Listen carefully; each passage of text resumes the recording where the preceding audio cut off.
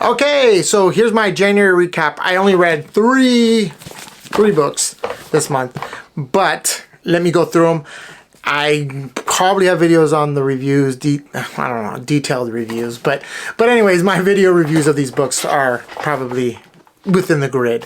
But anyway, so the first book I finished this was taking me back to high school years, To Kill a Mockingbird. I swear, I probably, like I said, I think I did the Cliff Notes. I didn't really read this book in high school. I just kind of skimmed through it because I wasn't into reading.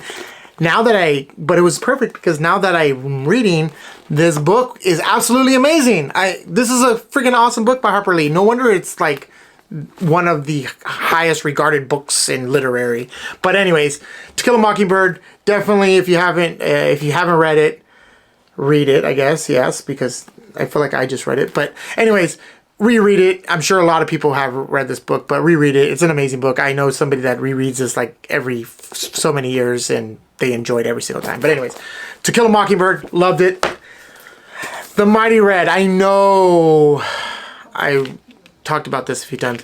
This one was absolutely boring. I disliked this book. The only reason I read this book was because my wife bought me this book based on her recommendation, and she thought I would like it.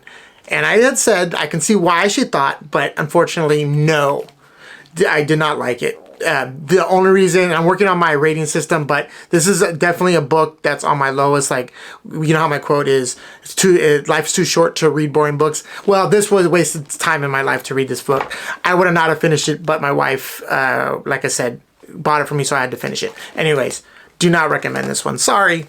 And then The Nickel Boys. Oh, this was... Oh, because I read this right after, and this was an amazing book. Oh, I love this book, and again, this is already in my top 5. Someone asked me like, well, recommend a book. This is there, also a Lonesome Dove, but in others. But anyways, The Nickel Boys by Colson Whitehead. Can't talk about it enough on how amazing, gut punch, dramatic, riveting this book is. Read this book. So out of the 3, I would say, well, whatever. To Kill a Mockingbird and The Nickel Boys is the ones to read. Don't waste your time. Anyways, later. Peace.